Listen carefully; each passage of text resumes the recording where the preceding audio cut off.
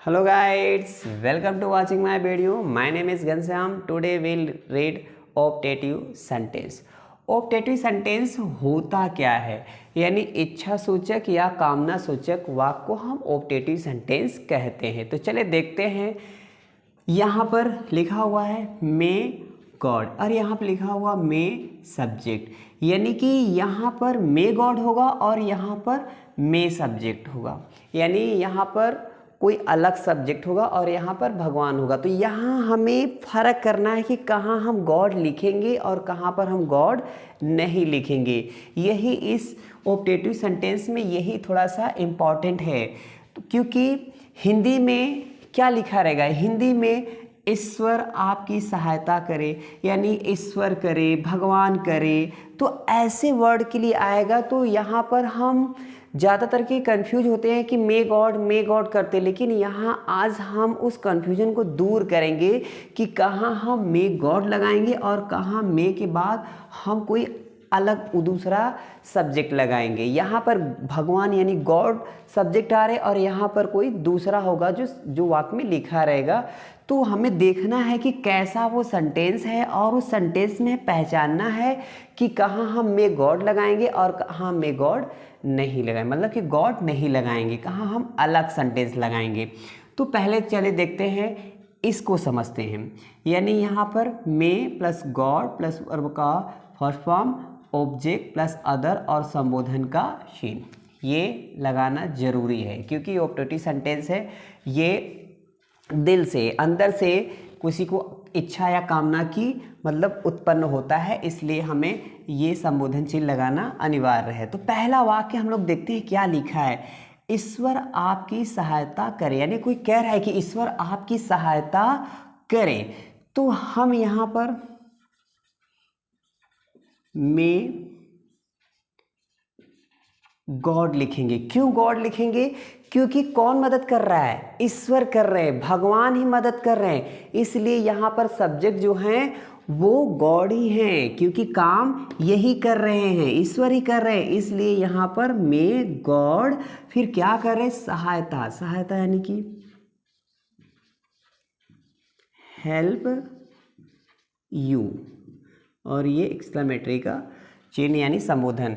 तो may God help you. चले हम लोग तो ये समझ गए कि यहाँ हमें गॉड लगाना है। अब हमें ये देखना है कि कहाँ हम गॉड नहीं लगाएंगे, लेकिन हिंदी में है, देखिए हिंदी में है ईश्वर करे, ईश्वर करे। तो आप कंफ्यूज आएंगे कि ईश्वर करे हैं तो हम मे गॉड लगाएंगे, लेकिन नहीं लगाएंगे। ईश्वर करे आप परीक्षा पास हो जाओ। अब पहले ये ध्यान दो कि परीक्षा पास कौन हो रहा है, कौन परीक्षा पास कर रहा है, काम करने वाला होता है, तो पास कौन कर रहा है, आप। यानी जब आप इसमें काम कर रहे हैं तो यहाँ पर आप सब्जेक्ट होंगे, गॉड नहीं होंगे। ये हिंदी वाक्य में कामना के लिए ऐसा कहा जा रहा है, इच्छा अपना प्रकट किया जा रहा है, लेकिन परीक्षा पास कौन करे, आप, इसलिए यहाँ पर गॉड न लिख करके मे के बाद यू सब्जेक्ट रहेगा, यानी जो सब्जेक्ट यहाँ जो करेगा क्रिया वही सब्जेक्ट होगा। तो चले यहाँ पर देखते हैं, may you, may you, may you pass in the examination. अब समझ में आया? देखिए यहाँ यू है, क्यों, इसमें काम करने वाला यू है, यानी सब्जेक्ट आप है, इसलिए वाले यानी ईश्वर थे, तो इसलिए हमने यहाँ गॉड लिखा है। चले दूसरे सेंटेंस को देखते हैं, भगवान आपके बेटे का रक्षा करे। पहले ये ध्यान दो कि कौन रक्षा करेगा आपके बेटे का, यानी कि भगवान कर रहे, यानी यहाँ इस वाले वाक्य में खुद भगवान करता है, इसलिए यहाँ हम गॉड लिखेंगे।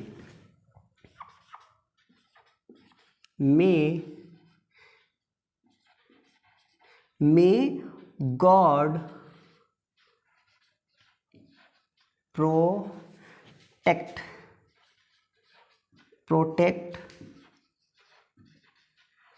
your son, तो अब हमें ध्यान देना है कि यहाँ पर काम कौन कर रहा है, देखो यहाँ पर भगवान काम कर रहे थे इसलिए यहाँ पर ये है।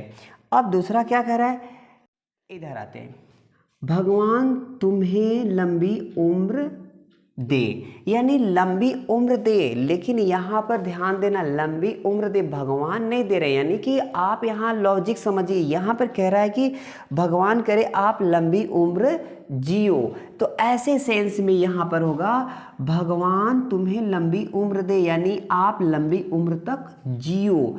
तो यहाँ पर हो जाएगा may you leave long, may you leave long, यानी आप लंबे उम्र तक जियोगे ना, तो इसलिए यहाँ भगवान न करके आप, यानी सब्जेक्ट भगवान कर रहे थे इसलिए ये आ गया। चलिए देखते हैं, ईश्वर तुम्हें बुद्धि दे, तो यहाँ देने का काम कौन कर रहा है, ईश्वर, यानी भगवान यहाँ दे रहा है। तो यहाँ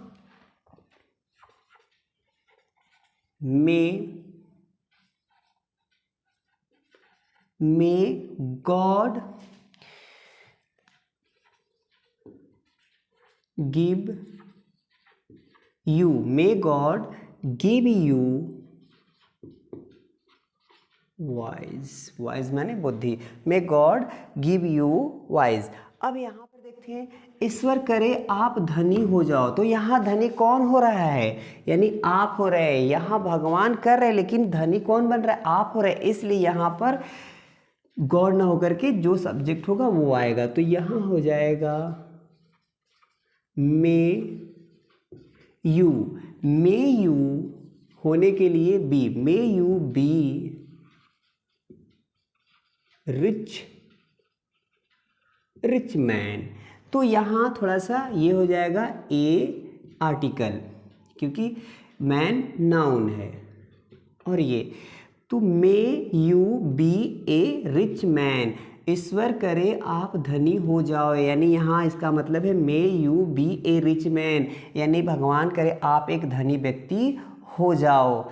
अब चले अगला देखते हैं, यहाँ पर ट्रांसलेट हुआ है भगवान आपकी भला करे, भगवान आपकी भला करे, तो इसका सेंस है कि भगवान आपको आशीर्वाद दे, तो मे गॉड ब्लेस यू। और ये हो गया भगवान करे आप जीवन में सफल हो जाओ, भगवान करे आप जीवन में सफल हो जाओ, तो मे यू गेट सक्सेस।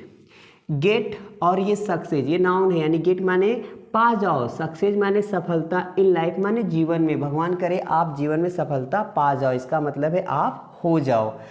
चले आई थिंक्स आप लोग को समझ में आ गया होगा, आप लोग भी इस तरह से अंतर करिएगा, यानी कि जहाँ भगवान खुद स्वयं करेंगे वहाँ हम मे गॉड लगाएंगे, जहाँ भगवान काम न करेंगे, काम करने वाला कोई दूसरा सब्जेक्ट होगा, तो वहाँ पर हम मे के बाद जो काम करने वाला सब्जेक्ट होगा हम वो लगाएंगे। इतना ही अंतर है, आप इसको ध्यान से देखेंगे तो आपको खुद वाक्य में आपको अंतर मिल जाएगा।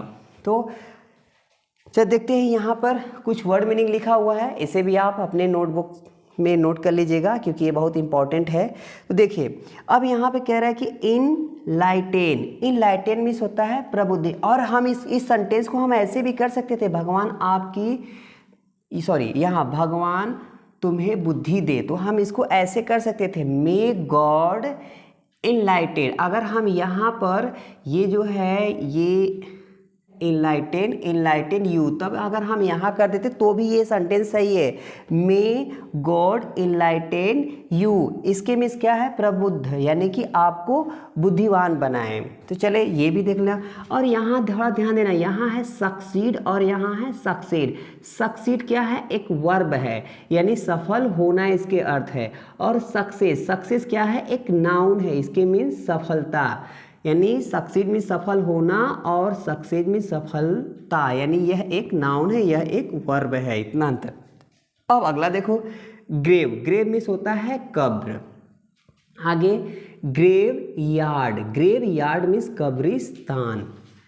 और क्या लिखा है, फुनेरल मीन्स होता है चिता, फुनेरल मीन्स होता है चिता, यानी कि जैसे टिक हम लोग कहते हैं तो वो है। फिर यहाँ पर क्या है, क्रेमेशन। क्रेमेशन मीन्स होता है दाह संस्कार। दाह संस्कार मतलब कि अंतिम जो हम संस्कार कर, हम लोग के रीति रिवाज में जो अंतिम संस्कार होता है उसी को दाह संस्कार हम लोग करते हैं। तो चलिए आज के लिए बस इतना ही। So guide, I thinks you understood. यदि आपको अच्छा लगा तो आप लाइक करिए और मेरे वीडियो को शेयर करिए। यदि आप नए हो तो मेरे चैनल को सब्सक्राइब करिए ताकि कि मैं जब भी अपना वीडियो अपलोड करूँ यूट्यूब पे आपको पहले ही नोटिफिकेशन मिल जाए। तो थैंक यू वॉचिंग।